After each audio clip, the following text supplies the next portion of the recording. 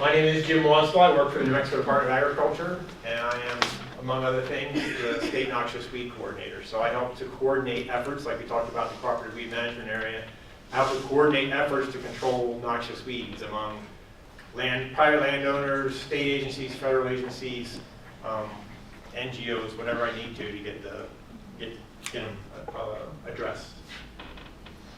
So what we're going to talk about is noxious weeds and then succession, the successional, right? Are you guys familiar with successional stages? Good. I'm glad you're saying no. So you will leave here knowing something you didn't know when you came in the door. So we'll talk about that. And then this goes back to whoever asked the question about a weed, and you asked about, is it okay to keep bindweed? A weed is any plant that interferes with what you're trying to achieve. So if it's not bothering you and it's serving a purpose, it's covering the ground, keeping the soil in place, keeping things green, bindweed might be your favorite plant in the world. But if it's on your place and it creeps across the fence into the next guy's who's trying to grow alfalfa or something, well, he might hate you and hate the bindweed.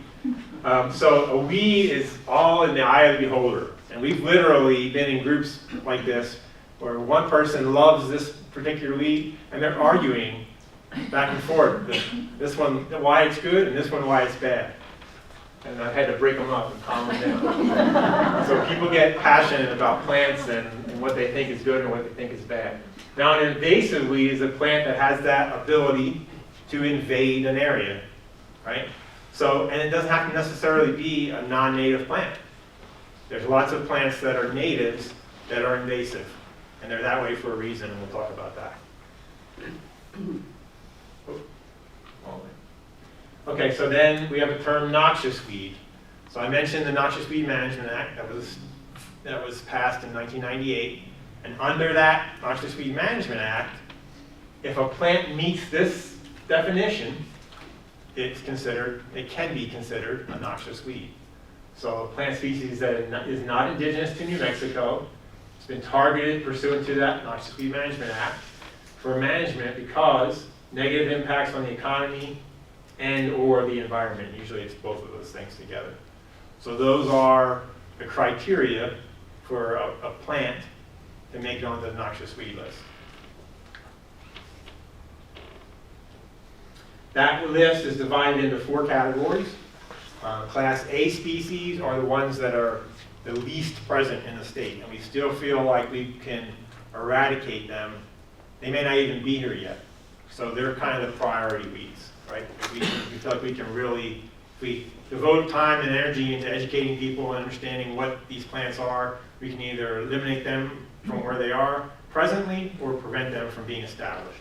Those are Class A.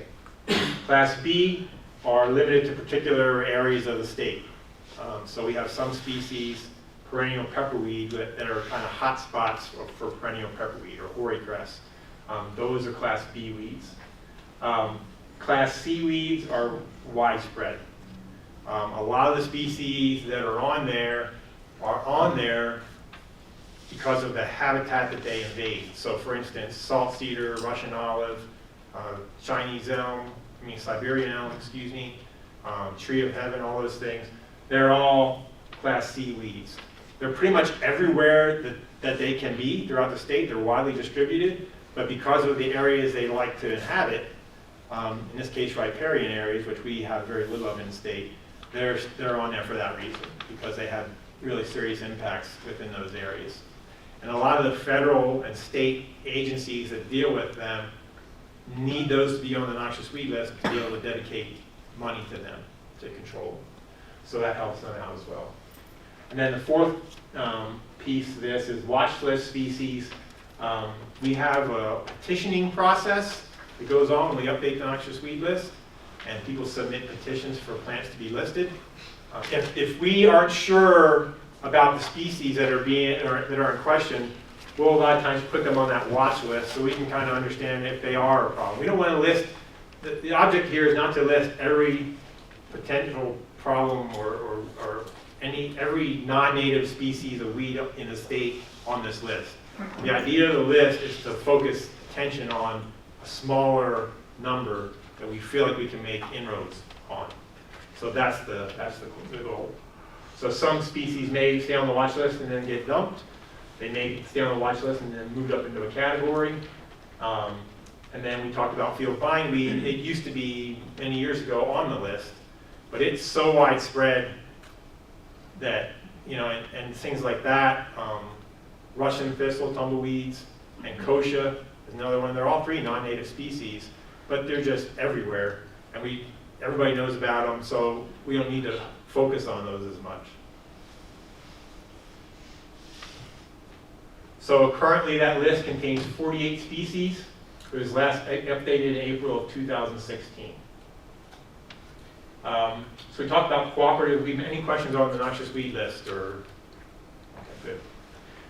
So we talked about cooperative weed management areas. This is the way that in New Mexico we try to address the problem and try to coordinate efforts to control them. We have 18 cooperative weed management areas. They cover 23 counties. 12 of those cooperative weed management areas have full-time coordinators or people that deal with it during the growing season and then do other jobs for the districts in the meantime. And then we have 19 federal, state, local, tribal, and private partners statewide. So it really is a group effort. If you're interested in natural resources and you follow along with sort of development at the federal level and state level, the word partnership and collaboration and cooperation is a big thing over the last 10 years. And this capitalizes on that. So we're able to take dollars and manpower and other resources and from different parts and put them all together to address one problem. And it's been fairly successful. Okay. So management and control. What's the answer to these things?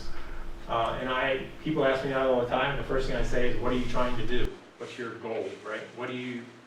So your piece of land, what do you see it looking like 5 years from now? Where do you want to go with it? Obviously, if you think it's a weed, you want to kill it, you want to get rid of it. You don't want to have that problem.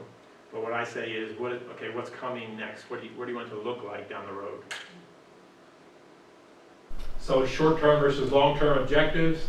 In a situation like this is down in the Gila Valley. They have a yellow star thistle problem there. But this is an irrigated pasture.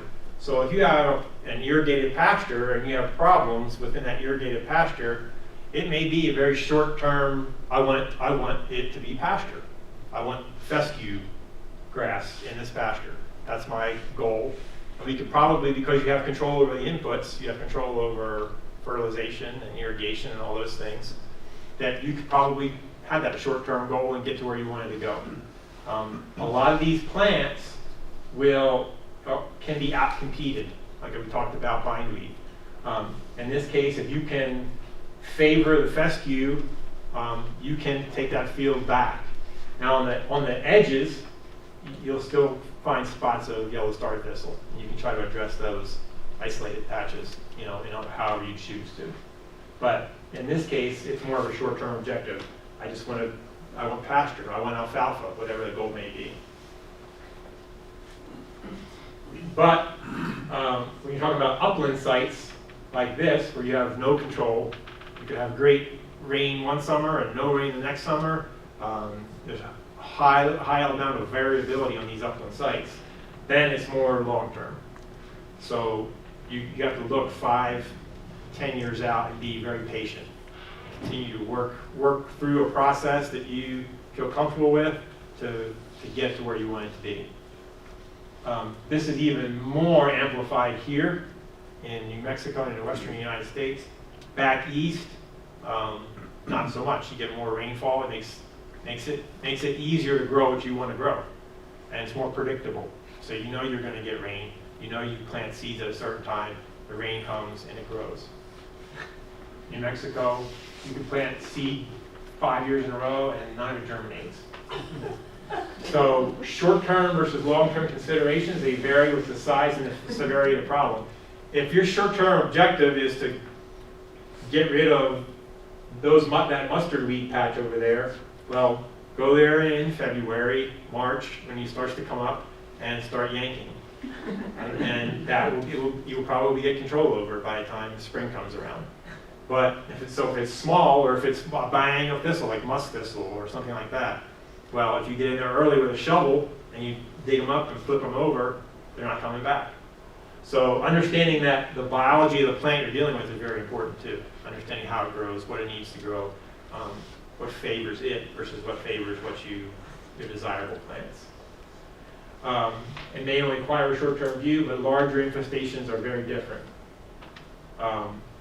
So going back to what we talked about, when I showed you that slide of that guy standing in that pasture with all that nice fescue grass and yellow star thistle around the end, this is the same idea. Is plants outcompete other plants for available sites.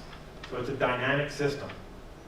So it's not just so let's just use the mustard or cheatgrass or whatever, winter annual. If you go in there and get rid of it, something else is coming. So what do you want that something else to be? How do you get it to be what you want it to be, not what's just going to show up, right? Which in most cases, we'll talk about that, if it just shows up, it's probably not something, it's just one bad thing and then another bad thing. So remember that they're always competing. So this is a field of alfalfa. This is down in the area where I live in Los Lunas. And you can see that's a beautiful stand of alfalfa.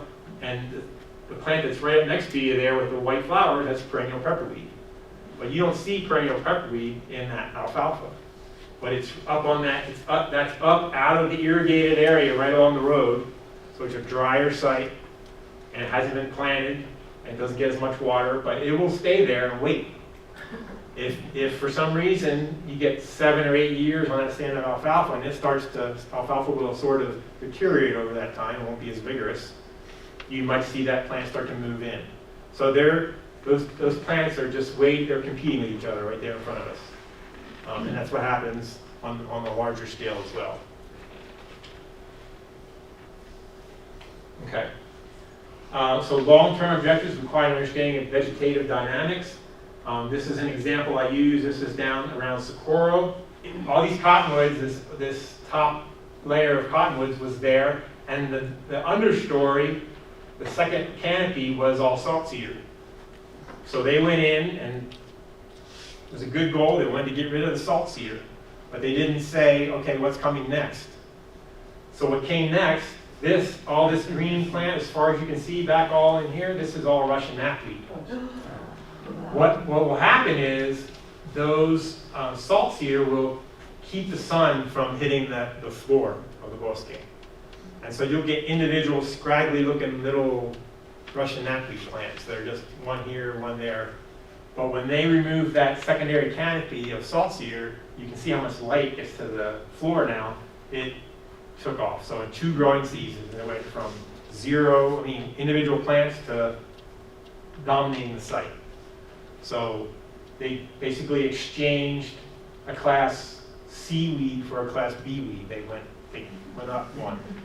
But nonetheless, salt cedar is actually fairly easy to control compared to Russian knapweed. Russian knapweed is pretty tough. So, like I said, you have to understand what's going to happen when I shift the competition, who's going to win. So it's important to look at the site and see what plants are there on the site before you start to do any work. Like I said, if they would have looked, they would have seen that and could have done something about the knapweed before they did the salt cedar. I have a question about that. Yes, ma'am. I wasn't going to say anything, but the salt cedar would have changed the soil so much that only probably knapweed could have told. Yeah, only weeds, yes. A lot of weeds a lot of the really aggressive weeds are highly adaptable to saline soils.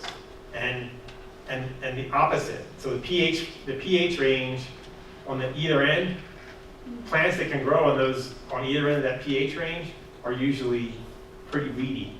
I didn't want anyone to think they could trot out there with fescue and replace it, because No. it's actually really hard. It would be hard to replace out with fescue, but they have actually treated this, and they've had some good luck. There is a grass called inland salt grass, Yeah. and it will take over a site like this. So what we've done is we've started to take, if you have areas that have inland saltgrass, it's very rhizomatous, almost like Bermuda grass, where it'll spread out. And you take plugs of the inland saltgrass and you stick it in there, and then it starts to spread and starts to take over and compete. So good point. Thank you for thinking that. And that's a native? That is a native. Yep. Yep. So what we're talking about, we talk about this competition and one plant taking over and when something else is coming, we're talking about succession. So there's what's called successional stages. And I've been corrected because I'm 53. When I went to college, it was successional stages. Apparently there's some newfangled way to say this, but I cannot remember what it is. This is what I paid my hard-earned dollars to get my degree in, and I'm going to use this term. So successional stages are from every ecosystem has successional stages. So whether it's up in Taos, the top of Kachina Peak, or down here in the bottom of the gorge, there's a successional stage that goes along with those ecosystems. Meaning that there are certain plants that come in a certain order that take over a site. So this football here in the middle, or rugby ball probably is more what it looks like, is the plant community we're talking about, the site, right, that we're competing, these plants are competing for. And then the successional stages are early, middle, and late, or the climax stage. Late would be the very end of that successional stages. So the plants that would designate that it's in that climax period would be a certain group of plants that you could identify. And then vice versa, there would be a certain group of plants that you could identify as early successional too. And in the middle is kind of a blend between some of these and some of these. So it's on the way. But this plant community is pushed back and forth. You can see you got climate, grazing, and weeds pushing it backwards towards the early successional. And you got climate and successional tendency pushing it this direction. So it wants to, there is a tendency within that plant community, within that ecosystem, to move towards this late successional stage. So understanding that and understanding what plants are in that late successional stage for your particular site are very helpful to understand what plants should be there. And you can probably do that by walking around the area and looking for areas that aren't disturbed, that have been not grazed, that have been fenced maybe for a long time. You can see those late successional species that you sort of want to get to. And typically, in an area like down here in Taos, it'll be a lot of native perennial grasses, some forbs, some shrubs, maybe like sumac and things like that. That will be that late successional species that you're looking for. But in either case, this plant community is being pushed back and forth. The problem, the successional tendency, once again, is to push it this direction. But the problem with noxious weeds, because they're not, it's like, I was in Guam for several years, and brown tree snakes were introduced from the Philippines, and they totally took over the island and killed all the ground nesting birds. There's not a single ground nesting bird on Guam. But that same idea is there's an ecosystem that's developed, and when you introduce a plant that's not part of that ecosystem, that isn't part of this successional stage, doesn't understand that, it doesn't have anything to compete against it, it takes over. And what it does with these plants, these noxious weeds, it grabs this plant community, this site, and shoves it back here, and it's not going anywhere unless you intervene. Because those plants are so tenacious. Bindweed, for instance, let's talk about, everybody knows that one. If you just leave it alone, nothing's going to grow there except bindweed. That's the only thing that's going to grow there. And it's not going to change. It's not going to change unless you intervene and try to do something to it. So that's what the problem is with noxious weeds, is that they are not part of the natural ecosystem that we live in. So they have the ability to really affect this successional stage.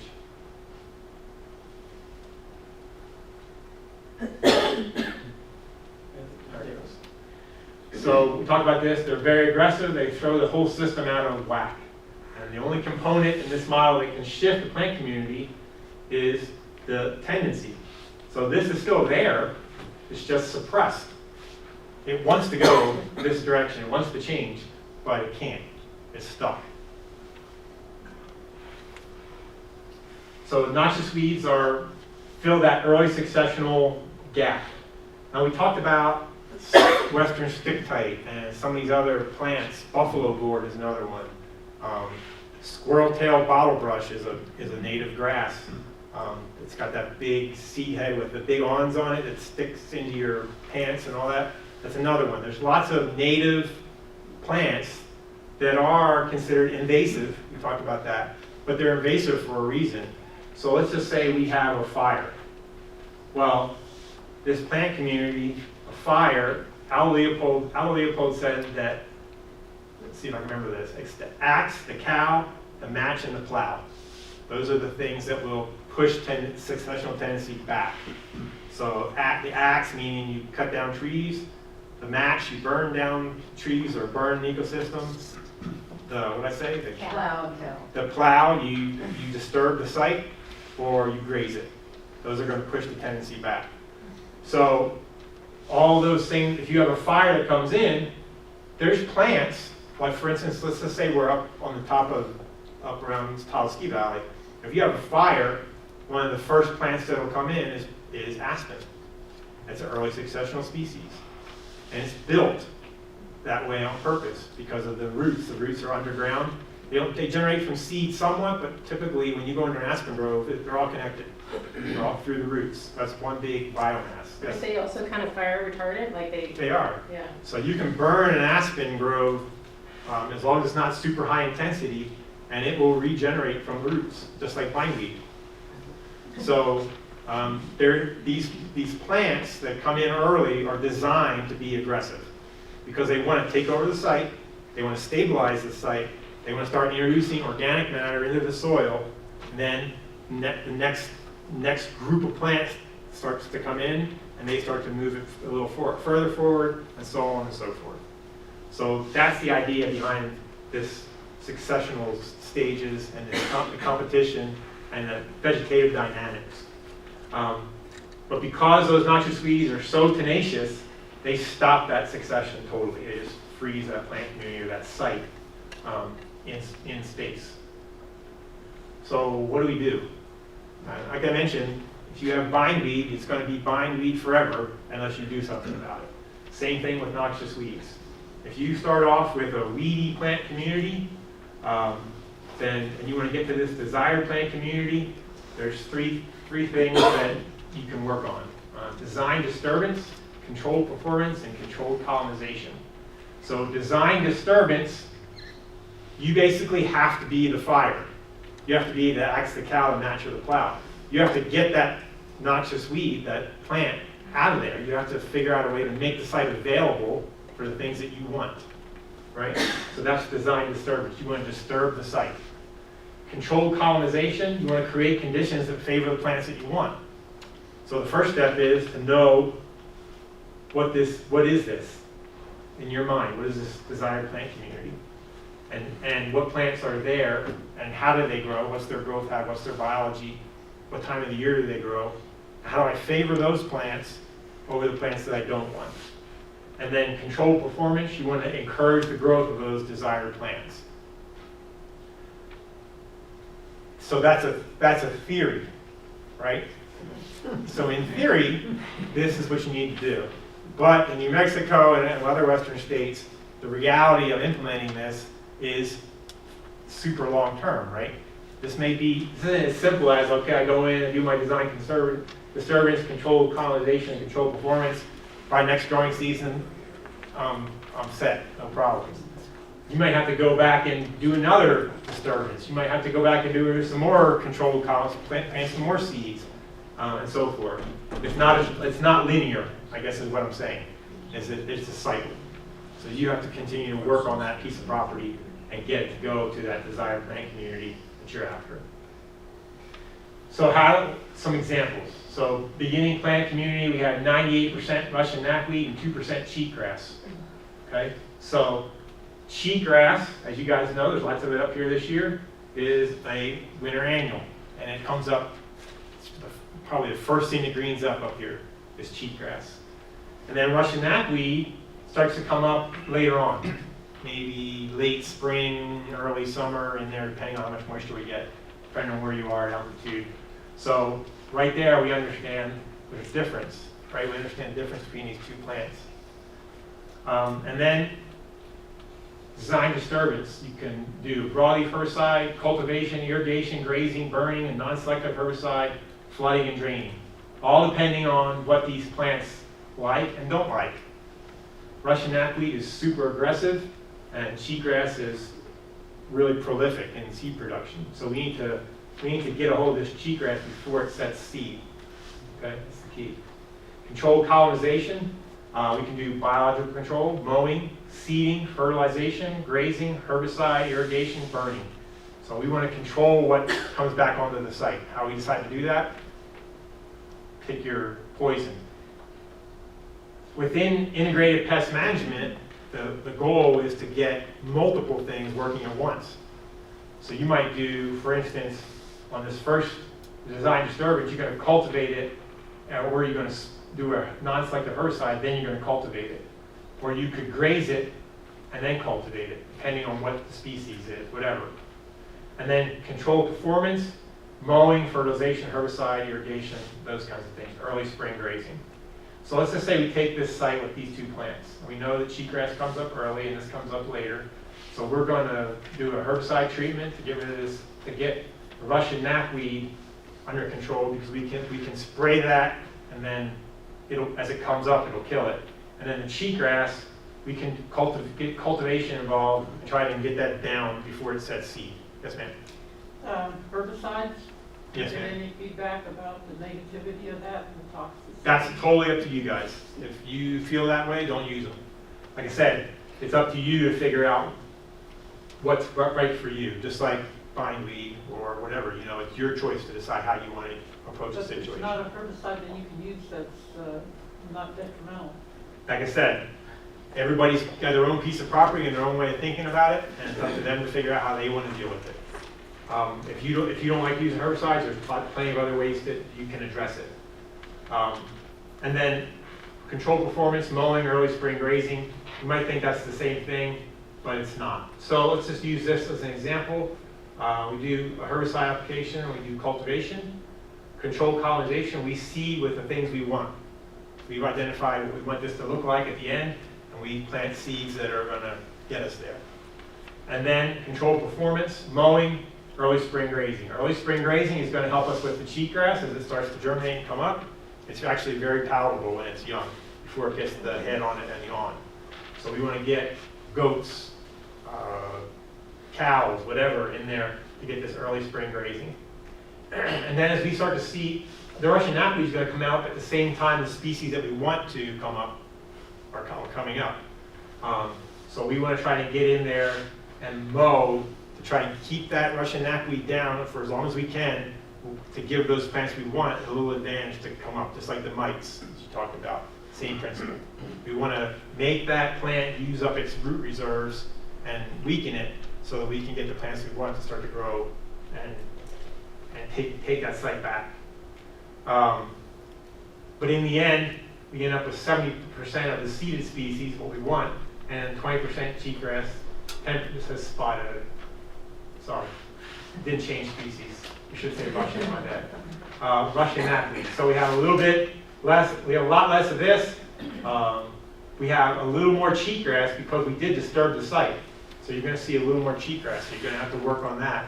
But then we have 70% of what we're after.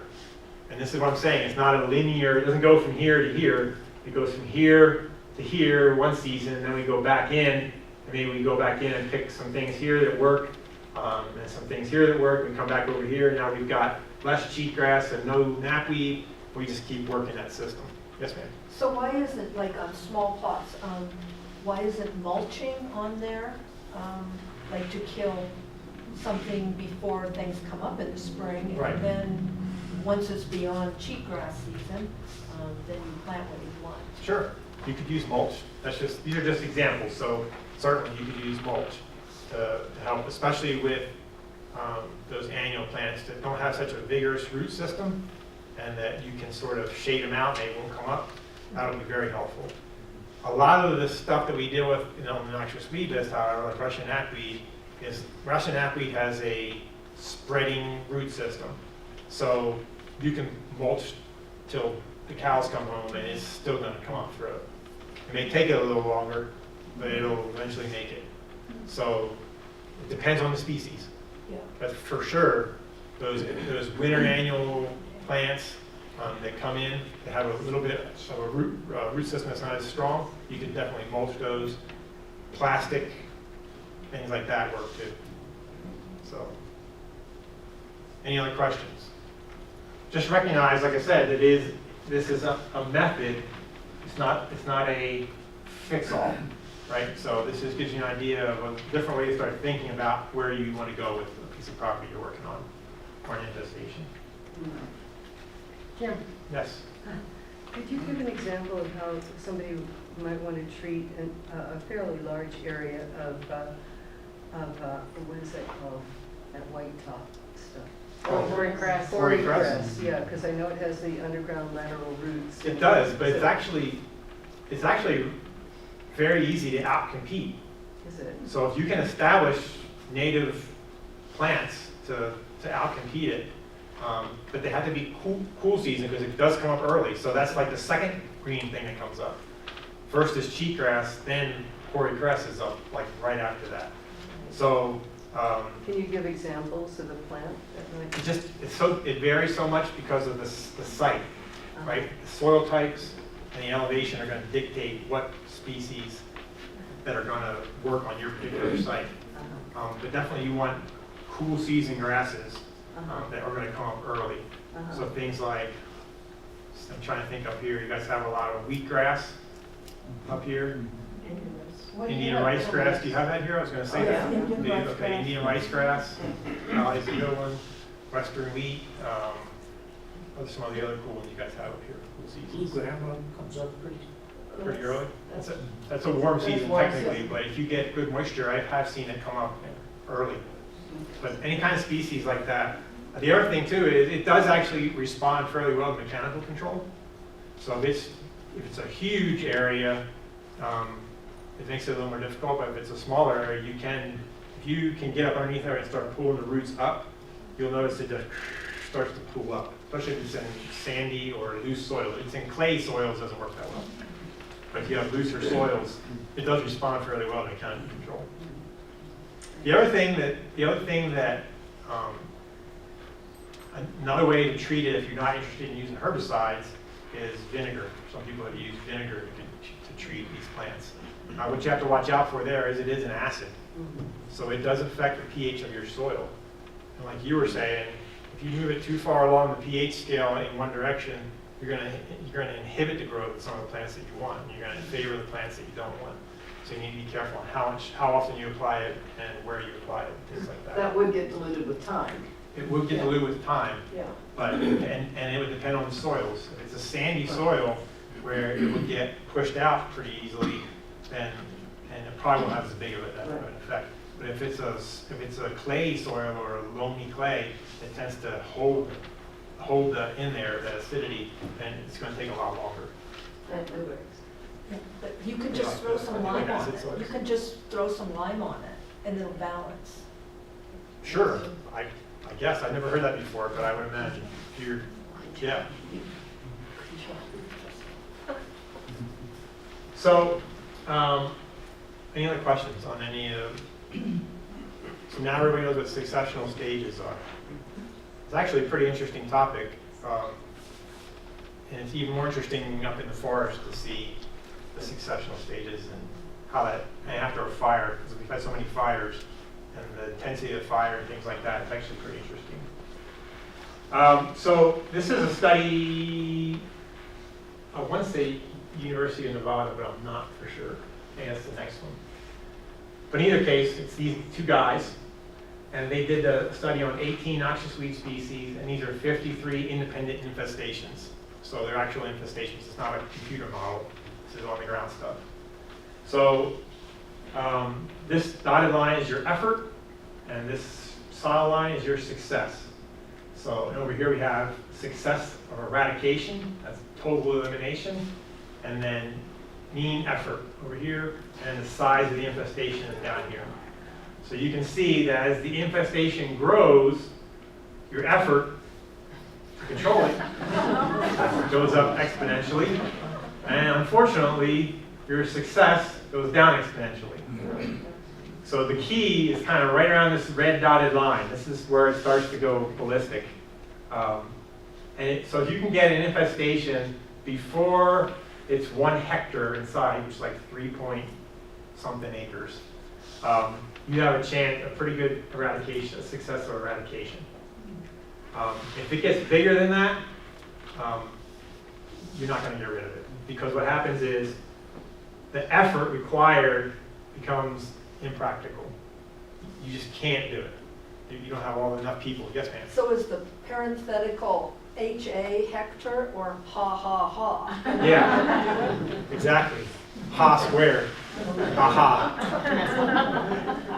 Yeah, so as you can see, this is not, and these are noxious weeds. These are not natives or invasives.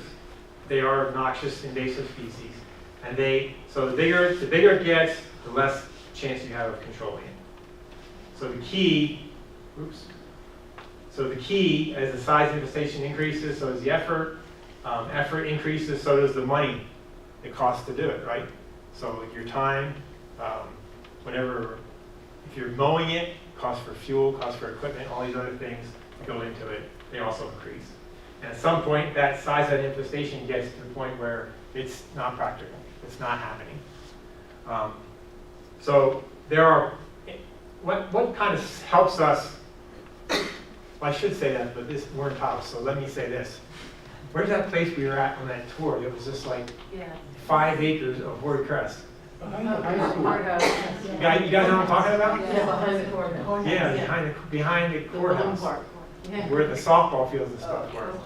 That's crazy. You need a goat. That's not, That's the county. That's the Yeah. county land. Yeah. it's not going away, right? I mean, realistically, how are you going to tackle that thing? I mean, it's huge. What helps us in New Mexico on other sites besides that, that's the worst I've ever seen. But in New Mexico, the lack of rain helps us because it has a tendency to limit where these plants will thrive. So it helps us to zero in on those areas and manage them on a smaller scale. In the Pacific Northwest, I'll show you some pictures here in a minute, and up in Montana and Wyoming, they have ranches that are solid spotted knapweed, and they just throw their hands up and walk away from it. They can't do anything about it, so the land is not productive anymore. So that gives you an idea of how bad it can get. So bang for the buck. Early detection is the key, and then your dollars should be spent on. A lot of people would see that 5 acres of hoary cress and say, "Oh man, we got to do something about this."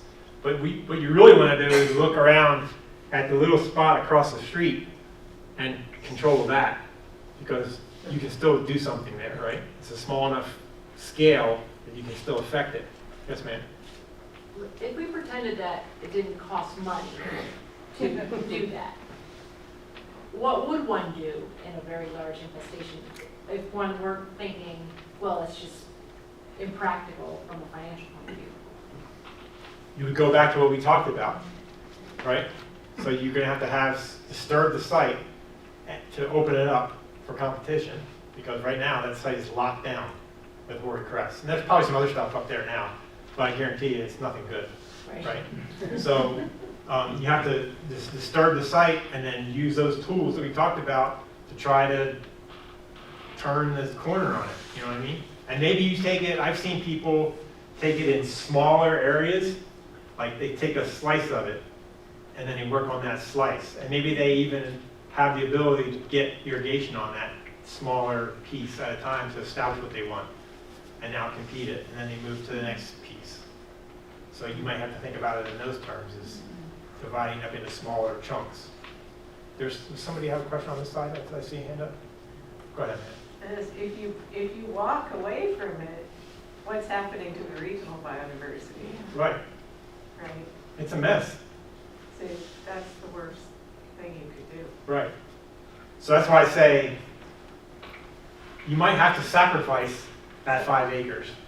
But if you look out, if you can keep it there, you're at least minimizing the impact as much as possible, right?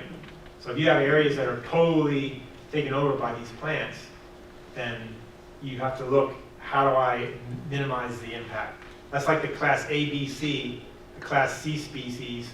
Class B species, we try to contain where they are.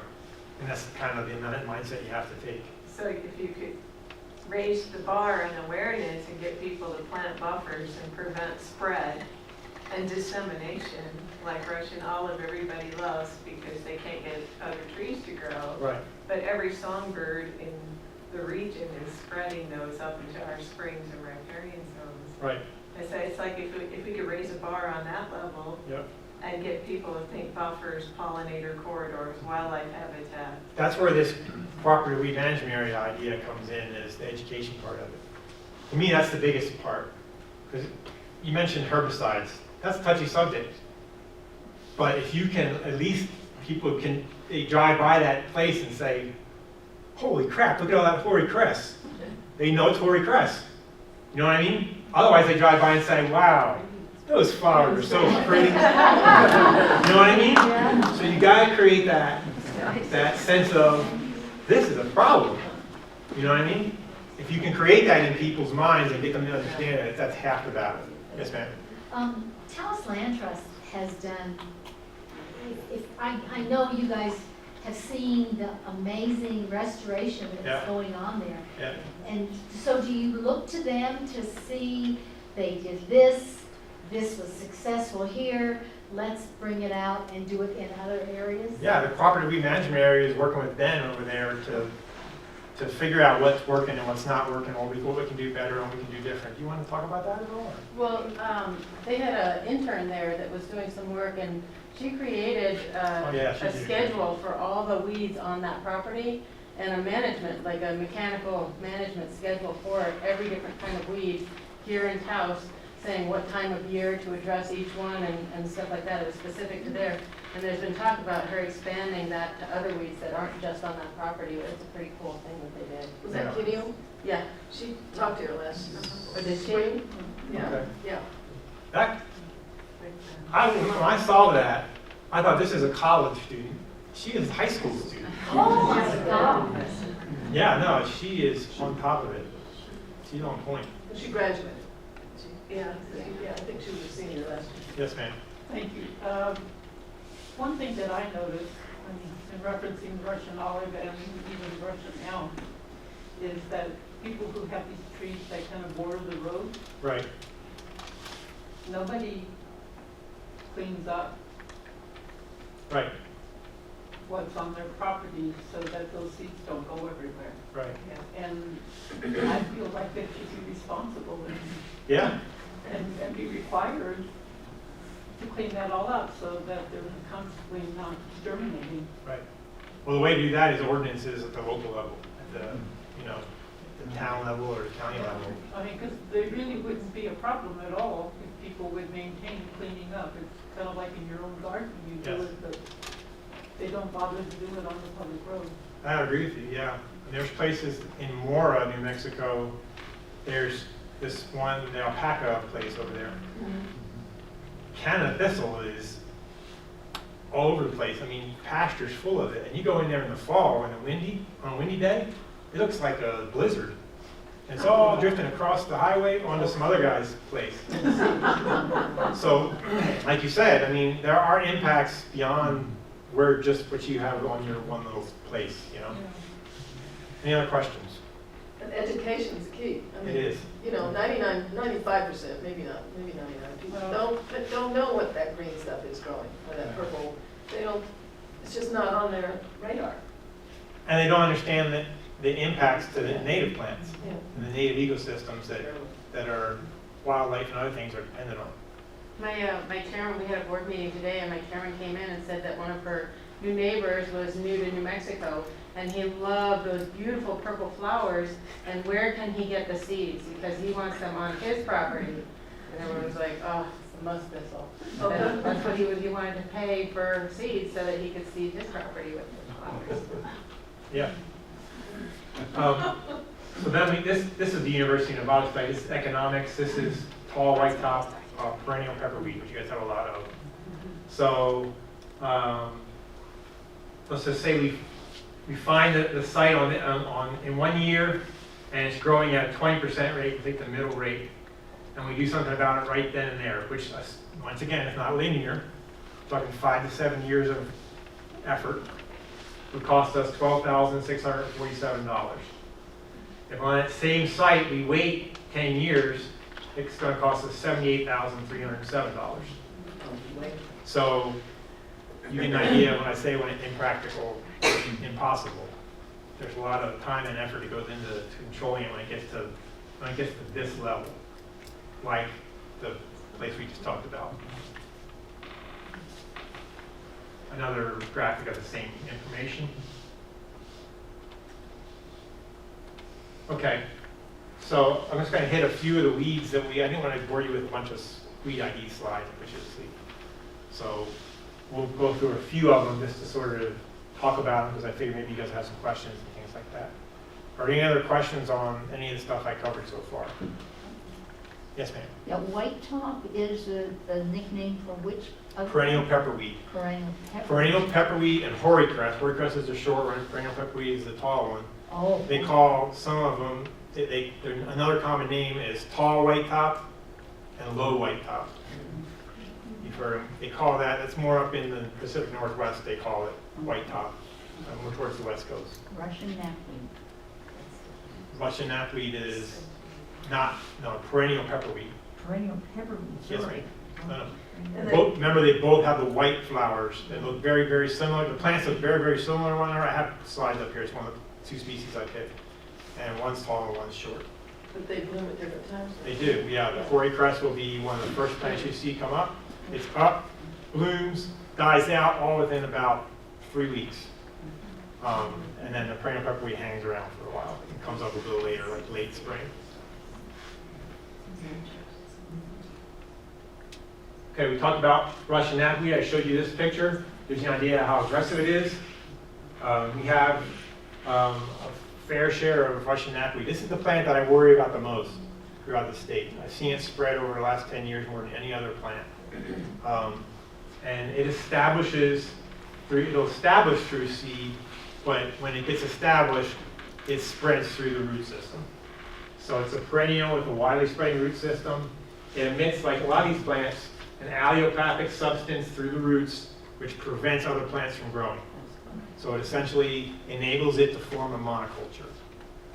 Between the allelopathic substances and a picture I'll show you here in a minute, how dense it can grow, between the shade and the soil, changing the soil makeup, it outcompetes anything.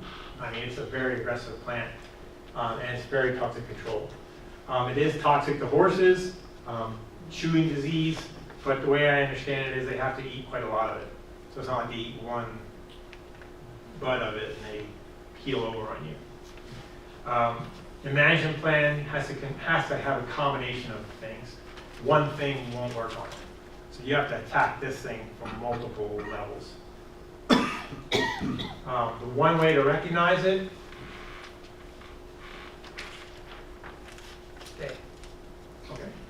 there's actually, you guys actually have two kinds of knapweed here. You have spotted knapweed and you have Russian knapweed. For those of you that went on the tour, it was that old hotel that had both species. It's right off the main street here. There's an old hotel there. If you want to see both the knapweeds, you can go there. And there, I came in, I looked at it. They got purple flowers on them, just like the picture. And it's immediately adjacent to Metric Motors on the south side. It's right next door on that same side of the road, but it's just south of Metric Motors. Yeah. You'll see there's big tall pine trees there on the lot. And it's all, you'll get an idea of how aggressive it is because the site is blacktop. And those plants are growing in the blacktop. So it's very aggressive. The way you tell Russian knapweed is these rounded bracts, which is the part of the flower underneath the inflorescence, and they're papery, and they almost look like parchment paper, especially now. Now it looks exactly like the picture. So, and you get to the point once the flower goes away, and all you see is the bracts left. You can, once you see this plant like a few times, I can be driving 75 miles an hour, and I pick it out in the fall. It's very distinctive. That color just stands out like a beacon. So it's quite prevalent up here, and like I said, it spreads very quickly. Now the other species you have is called spotted knapweed, and it has a black spot right there on the back. That's the way to tell it. Is it coming in with pasture mixes, or how's it getting? Do what? Did it come in with pasture mixes, because it wasn't always here? It comes in all kinds of different ways. I've seen it come in the way it got started in New Mexico, I think, is it always was San Juan County was like the place if you went to see knapweed. Right. And I'm pretty sure if you've ever been up into the San Luis Valley, Colorado, that's like the Noxious Weed Museum. And every species, you can take the book up there and like, number one, oh, let's turn to number one. Because everything's up there, but it's a lot of hay. And they bring in hay from that San Luis Valley. And I'm pretty sure that's how the Russian knapweed got started in New Mexico, is hay coming in. But now it's so widespread. We had a fire several years ago down on the Bosque around south of Albuquerque. We had a fire team come in from someplace, I can't remember where, Wyoming, I think, or something, to fight the fire. They came in and set up camp and fought the fire, got it out, left. The next growing season, there was Russian knapweed there. So on their equipment, Yeah. tires, wherever, that seed was there. So it just spreads all kinds of different ways. They actually mapped it at Colorado State University with the early GIS. Right. They did aerial mapping of Russian knapweed, and it wasn't this far, actually, and I thought it came in with the hay and the pasture mixes. Yeah, I'm pretty sure it started with hay, but now, like I said, it's the one that worries me the most. It's from here, and it's all the way down into southern New Mexico now. And I think it just, like I said, different ways it gets moved around. Yes? So, about 12 years ago, I think it was to fight the spotted knapweed. The state brought in cashmere goats, Yeah. and they grazed at Tony Benson's. It was the Soil and Water Conservation District. Right, and I lived, our ranch was 50 miles straight west of here, and they grazed the ditches there, like 200 goats. Right, a all lambing, packed into one spot. yeah, electric fence, Yep. they were held there, and then they moved on to Santa Fe and cleared some of the acequias. So, was that successful, or? So any kind of biological control like that, whether it's grazing or insects or like the mites, it's never going to kill it. Okay. But it's one method. So let me give you an example. So salt cedar control. We've gone in and done mechanical removal in the middle of your ground. We do it with a big excavator, and they yank the root crown of these salt cedars out. But you definitely get resprouts the following growing season, so you have to go back onto the site and treat the resprouts. But what we've found successful for goats is they like those sprouts when they come up, they like them. So if you can get them on a site and graze that salt cedar all the way through the growing season till the very end of the growing season, that's the optimum time to do a treatment on it, then you put them on there, you graze it, and then yank them off right towards the end. It stresses those, because it's not a whole plant anymore, it's just the root fragments, even though they're large. So there's a stored reserve in that root, and we're trying to deplete that. So the more you can, and grazing is just like mowing, it's the same thing. You graze it down, it grows back. You graze it down, it grows back. You're depleting that root reserve. So in that's one piece to address it. And then you have to have some other way to address it besides that. So yeah, it's not effective by itself, but in conjunction with other methods, it works well. So Russian knapweed and then spotted knapweed. There it goes. Okay, back up.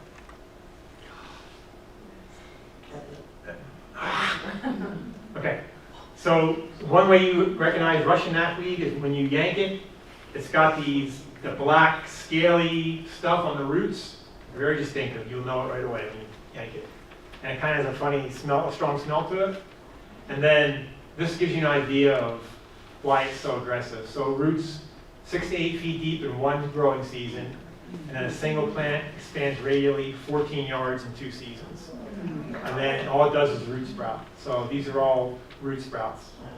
So if you let this thing go, it just quickly takes over an area and looks like that. That's San Juan County. But, so you can see what I'm saying in that there's nothing else growing here. Between the shade and then the substances emitted from the roots, this is the brown stuff is from years past, the green stuff is now. And this will be this, and then it'll be look like this again. And if you walk into the middle of that field and open up the plants and look at this, you see bare soil.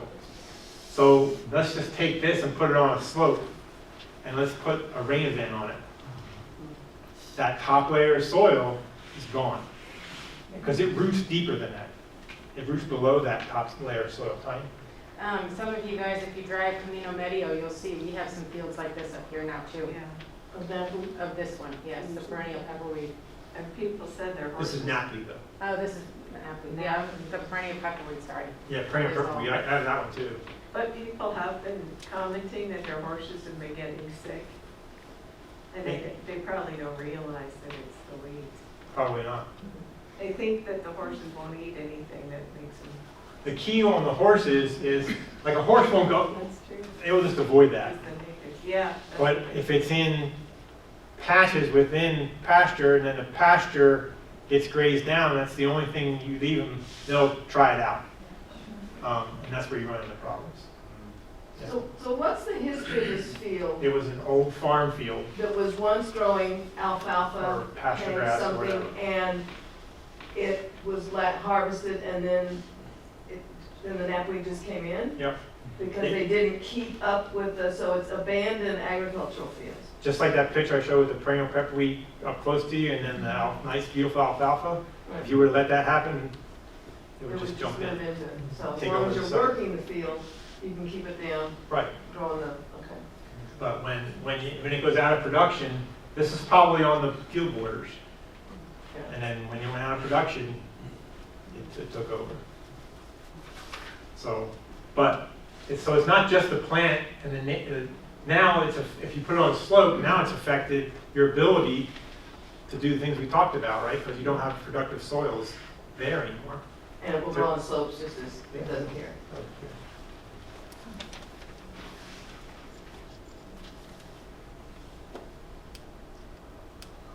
So Tom Stolgren has maps of this, like covering a third of Montana. That's probably spotted knapweed. Yeah, spotting that. Yep. Yep. That's I what I mean, was telling there's you. satellite maps of spotted knapweed. Yeah. And the area of Montana, parts of Idaho and Wyoming. It's in, And spotted the knapweed is in Dakotas. every county in Montana. Yeah, I have a map of the spread, but I can put it in here. yeah. And it's exponential. So, And I yeah. think that was like, if I remember, it was the early 90s when it started to take off. It was 80s, when everybody started to move out west. So you got more people moving out there, so you have more disturbed sites, you have construction equipment moving around, infrastructure that has to support the people, and then oil and gas too, Yeah, moving back and forth. and land management.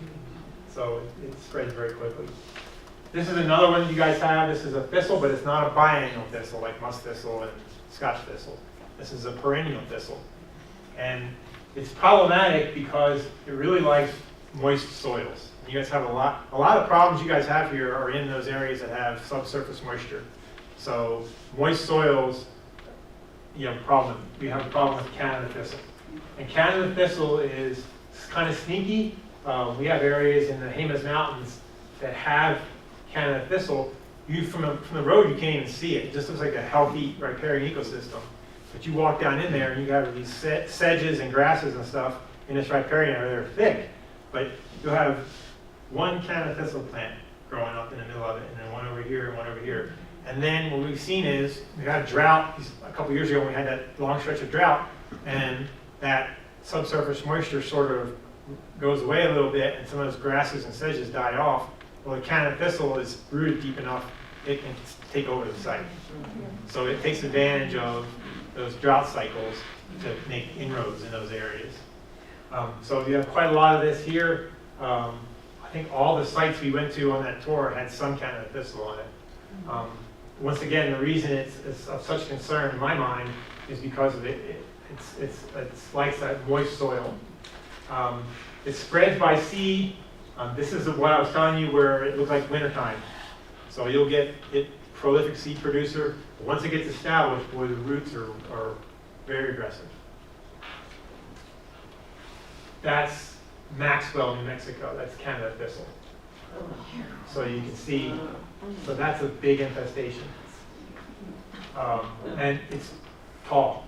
So they get quite a bit more rain over there on that eastern side of the state.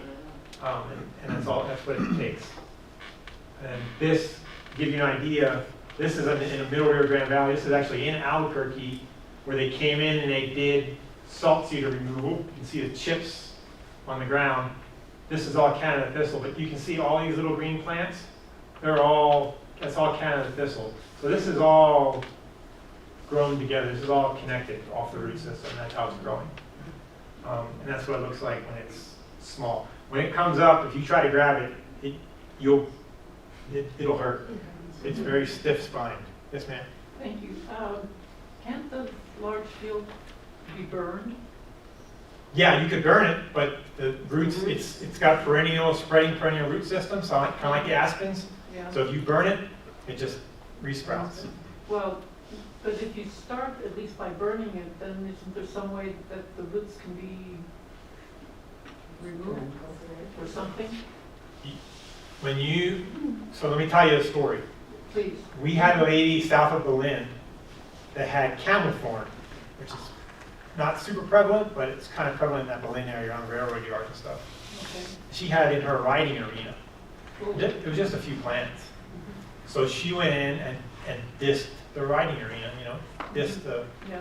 well, every root fragment she created Oh, right. made a new plant. So pretty soon, that whole riding arena was, The whole field. yeah, the whole thing was just camel thorn. She couldn't even use it anymore. It kept, because camel thorn has big, stiff thorns on it. It would poke her, when she was out riding, it would damage the legs of her horses and make them bleed. So that's the same kind of thing. The root system, these plants like this, I could take a piece of that root, dig it out, set it on that table for 3 weeks. You would think it was totally desiccated, and I could take it back out, I could put it in the ground and water it, and you get a new plant. So it's not a typical, these plants, the noxious weeds, are not your typical garden variety perennials.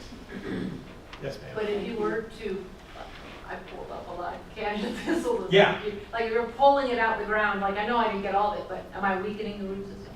Yeah, no. If you have an area where you can work on it mechanically, then do it. But you have to stay after it Yeah. several times a season for years. Not probably the rest of your life, but you'll notice it start to diminish, especially if you go back to what we talked about, if you have something that's competing against it. I saw your hand back there, but I'll get to you one second. Let me tell you another story. So Sugar Eat Canyon up near Raton, they had a problem with this. And we actually, so it's a pretty manicured state park. So they have guys that mow regularly there. So we just decide, okay, when you guys got to mow all these places, mow this Canada Thistle. And they did. There were spots that were right along the road that every time they went by it, they mowed it.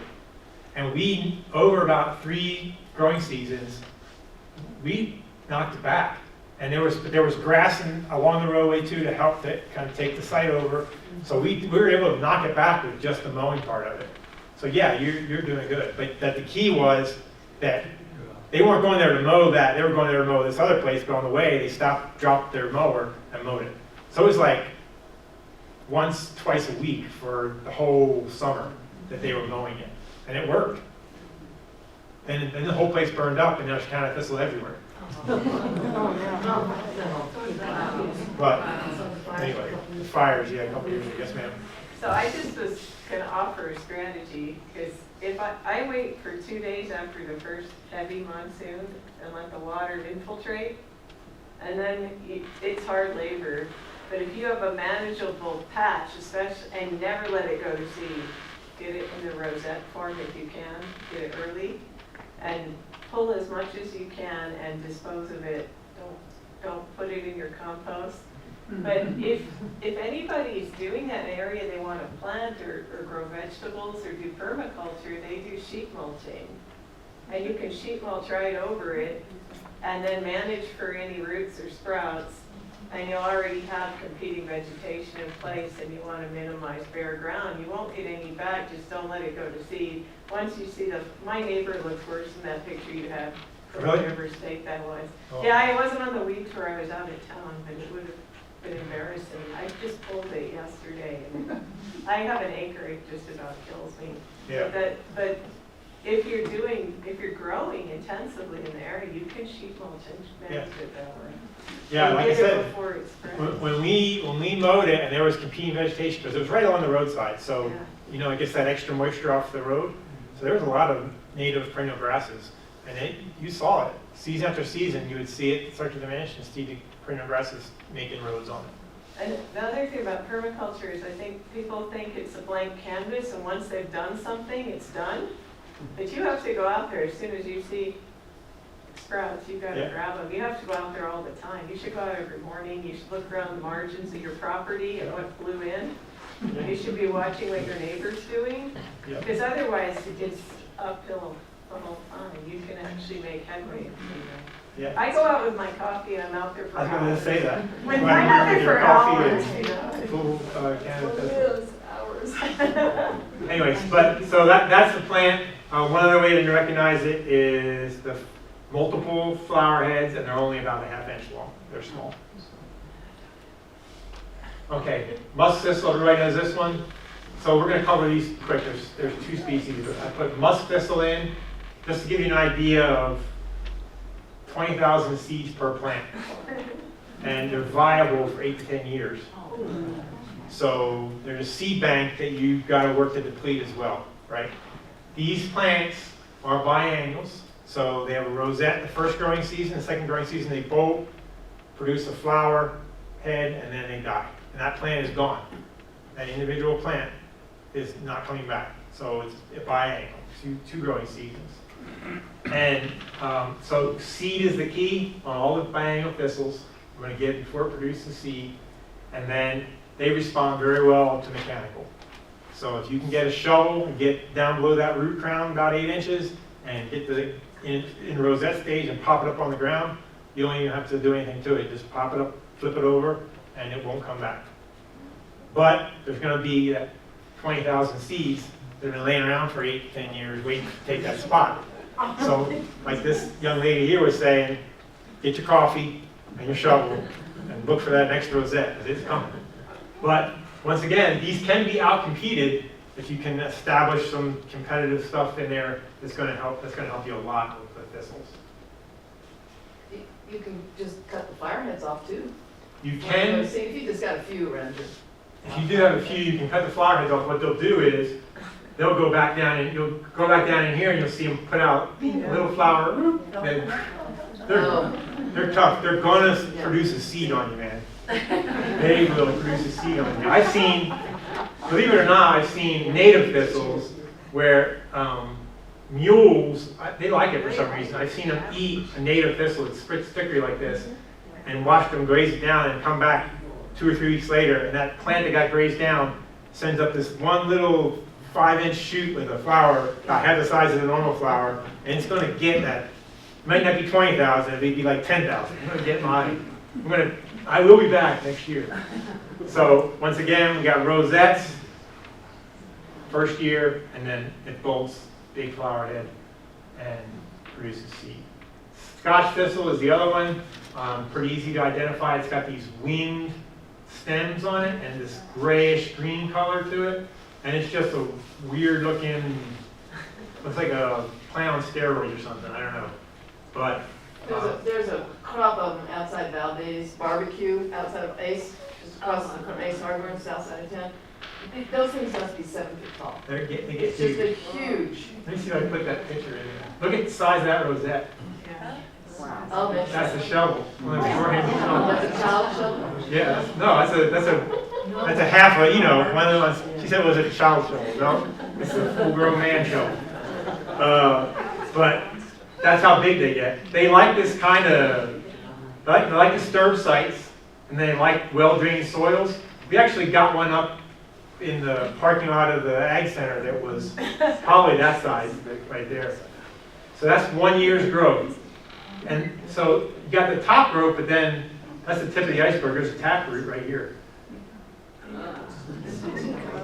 Right, so that's what I'm saying. If you get that shovel and dig that thing up and flip it over, this is going to bolt. This is the season for it to bolt. So you flip that over and you're good. Just break the tap. Break the taproot, but you got to get down below that root crown.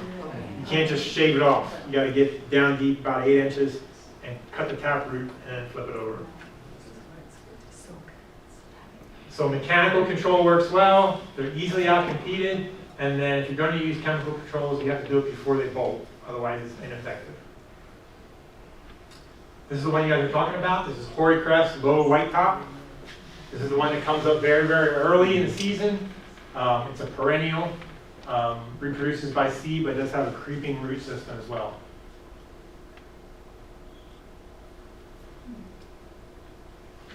This is in, this is nothing. I got a new phone, my phone broke, but I have that picture from that tour. I'm gonna get that sucker and put it on here. You guys just took the place of this. One interesting story about this site though, this was in a year with good spring moisture. And I used to drive by this site every day because it was right down the street from my house. And in the next year, we got hardly any spring moisture. There were maybe 6 or 8 plants that were all like this size, and that was it. But then a few years later, spring moisture, boom, it was just like that again. So this plant has the ability to wait around and tough it out until the conditions are right. And a lot of them are like that. So if you had dug it up at that point during the drought, would that have helped or no? Because they're just... It would have, but it goes back to what you were saying about when the soil gets dry, it's tough to pull the root out. You get pieces of it, but if you get in a soil that's sandy or loamy and it's moist, you can sometimes get a hold of that. If you can dig down to that main root, you can just pull it up. You can do that and you can make a big headrows. This is Washington State. Yikes. That's bigger than your infestation. And then this gives you an idea. See the snow still in the mountains? So this gives you an idea, early spring. So the problem with these plants, this plant and cheatgrass both, goes back to this succession thing we were talking about. So cheatgrass in particular, we see it come in very early in these high mountain meadows. It'll come in first before even the cool season grasses that live there start to come up. And if there's moisture in the soil, that cheatgrass will take that moisture out of the soil for its needs. And then when native perennial cool season grasses come in, the moisture level has been depleted enough where they struggle. So they're competing, they're dead by the time they come up. The cheatgrass is dead and gone, but it's still stressing the native component. And that's really been a problem in New Mexico. Can you put that in the compost then? Can you put that in your compost pile? The hoary crest? No. I wouldn't put, no, not if it's at this stage, for sure. Because then you're going to have the seeds will probably still be left. But that gives you an idea of how it can get, that's with moisture. And is that place behind the courthouse there? Is it like that every year? That's a county law. No, I've never seen, I was just shocked to see Yeah. anything. It's just dirt. It's always been dirt. They I've park driven their by for cars. 10 years. Depends on the seasonal moisture. Yeah, but this year was, yeah. So that gives you an I've seen idea. it like that before. Had you? Yeah. Okay. But have you seen it the other way before too, where you hardly see any? Yeah. Yeah. It's just Isn't that amazing? moisture level. So Thanks for cool. she just touched on something. A lot of people are spreading advice about composting weeds and saying the temperature of compost pile is going to kill the weed seed. If you could speak to that, that would be great because they're getting misinformation on that. It all depends on the seed, right? So some seeds have a hard casing to them, and that's not going to break that down. Just like some seeds, so you have goats, mentioned goats. If you have goats that are eating certain plants, the digestive system will take care of the seeds. But if it's an aching or a harder seed, it passes. So Same thing with the goats, you gotta kind of keep them on a site and feed them, move them off that site, put them in a corral, feed them hay, let them clean themselves out for a couple of days, and then you move to the next site. Otherwise, you're spreading seed. And then burn the hay. So, well, yeah, then they eat Russian knapweed out of the hay and move that over to the next one, right? So that's a good point, yeah, the composting, even fire, Tanya's mom was asking about burning them, and I was saying if you're gonna burn them, pile them and burn them. Don't burn them with a propane torch, because propane torch oftentimes won't get hot enough to kill the seed. So, yeah, that's definitely a consideration, for And sure. Russian thistle likes the heat, right? So it's actually germinated with the heat. It makes the seeds open. Is that what And you're there's saying? 10,000 per plant, right? Yeah. So at Something least. like that. Yes, ma'am. So, I know we, and probably all of our neighbors, we're taking all of our weeding material that we get from our land to the landfill, right? And they allow you to just dump it, and then they shred it, and then they're selling it to people for mulch. Oh, really? Yeah, or giving it to people for mulch. Yeah, that's not good. I didn't know they were. They are. I mean, typically a landfill, if they don't do that, is fine, because you're burying it so deep you don't have a problem. Yeah. But if they're taking anything besides wood and mulching, then yeah, you could have some serious issues there. Yeah. They are. So then it goes back to how these things spread. Yeah. Don't get your mulch from the Taos dump. And then this is perennial pepperweed. This is a cousin, much taller, called tall white top in some circles. Same thing, white flowers, but it's very distinctive. You'll be able to tell it. And it comes up a little later. It comes up late spring, early part of summer sometimes, depending on where you're at. Same thing, creeping herbaceous perennial. New shoots spread more than 10 feet from the parent plant each year, so it moves very quickly. But these two species are the two that are easiest to get rid of, and they don't respond well to competition, and they do actually respond well to mechanical, because they don't root as deep as like Russian knapweed and things like that. Am I good on time? What time is it? What time am I supposed to be done? Half an hour? Oh, I'm just kidding. I'm gonna be throwing stuff at you. All right, perennial pepperweed. So this is what it looks like early in the season. And then this is what it looks like later in the season. That's the same picture you saw already. This is in the middle of Rio Grande Valley. This is perennial pepperweed as far as you can see. So it's a big problem there. Become allergic to it. Now, I'm going to bring up something totally different. Feral pigs, feral hogs, and native plants, something maybe you never thought of. And this will be very quick. But this is something different. I just didn't want to, now you're bored of ID pictures, I'm going to stimulate your mind here. Feral hogs and native plants. So we have a problem with feral hogs, not here yet, thank goodness, but in certain parts of the state. And if you know anything about feral hogs, they're very prolific breeders. So this is like a noxious weed, right? All the same principles apply. Prolific breeders, not part of the ecosystem, spread very quickly, aggressive. You can see them biting this cow for food. Same principles apply. So they cause more than $1 billion in damage in control costs each year in the United States because of rooting and wallowing. Negative impacts on native wildlife, ground nesting birds. They will eat. You think they're vegetarians? They're not. They're omnivores. They will eat whatever they can get their face into. So they will eat native nesting birds, eggs, anything like that. They carry quite a few diseases that are transferred to livestock and hepatitis E to humans. 2 litters per year, up to 10 per litter. So that's per sow. So you get an idea, they spread very quickly. Main populations in New Mexico, Middle Rio Grande Valley, North Valley, a few. Pecos River has a lot of them. Canadian River has quite a few. Lincoln National Forest has a small population.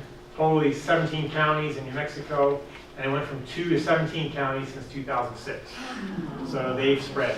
Now there is, we had a task force several years ago that was able to get some funding from the federal government to do eradication of these.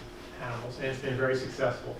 But because we are connected to Texas through the river systems, this is just like the weeds, we're going to continue to see them spread.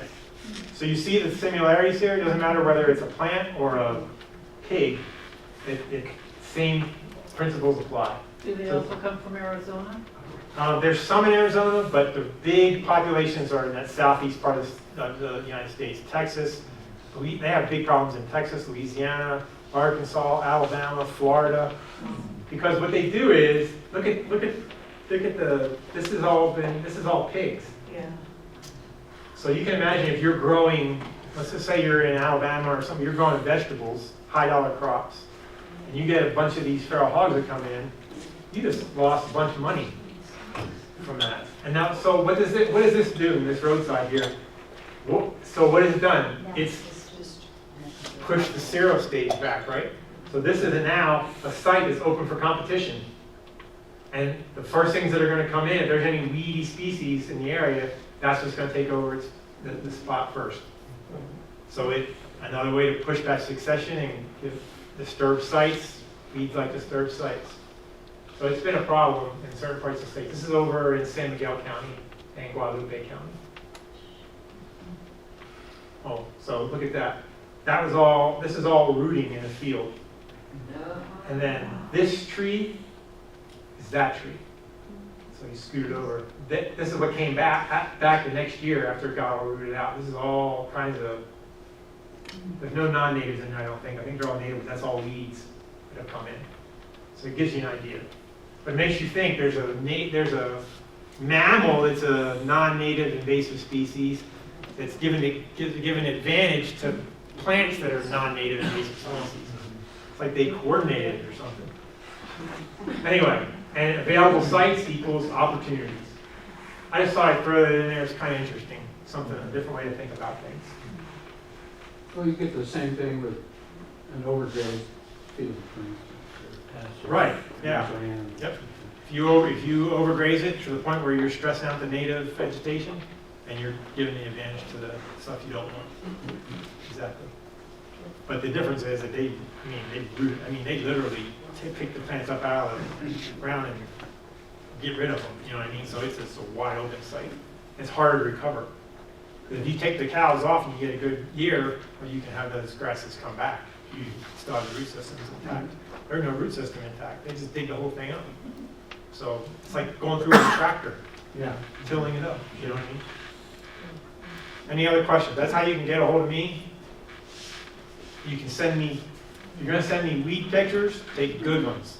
Give me pictures of if there's a flower, I want to see that, and then I want to see the leaf, and then I want to see a whole growth form of the plant. And I'd be happy to help you. If I can't identify it, I'll find somebody that can usually. And then if you have questions about anything we talked about today, and want to get a hold of me, you can call me, send me an email. I guess you could write me a letter too if you want to do that. Yes, ma'am. So cheatgrass is having a really big year this year, Yes. and you didn't mention it much, but it's highly flammable. It's Yes. like kerosene, and if you don't pull it or get rid of it, it's so easy to pull, and even from the beginning to the end. It's got a tiny root system, but it also thatches the ground, so nothing else can grow there. It dies and it thatches. So you talked about fire. So cheatgrass and Medusa head, rye, I think it is, up in the Great Basin area, that's been attributed to the sage-grouse population decline because it's changed the total fire regime in those sagebrush flats. There was no fire regime essentially there. I mean, every 50 years, something like that, a fire might come through. But with those fine fuels to carry the fire, sage just kills out the sage. And the sage is what the sage grouse depends on. So it's changed. Same thing down in southern Arizona in the Chihuahuan Desert down there, or the Sonoran Desert, where the saguaro cactuses live. There was no fire regime down there. Well, there's invasive grass down there, the same thing.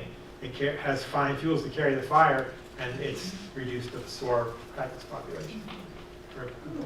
But isn't sage allopathic? Tony, is sage allopathic? No, No. It's just not. uses all the water. It uses all the water, okay.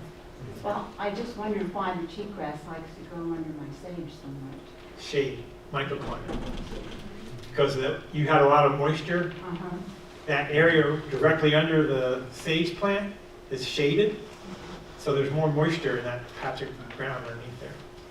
Same thing in the shade of a fence line. You'll see plants, you'll get plants that will grow there Right. more than you will out in the open field, because that little microclimate in there, it has enough moisture to support it. Yes, ma'am. Will you come back and give us a presentation on Russian olive, Siberian elm, and tamarisk? I could do that. Okay, next year. Sure. Yeah, not a problem. Well, we'll wrap this up formally. Thank you, Jim. This has obviously been Oh, great.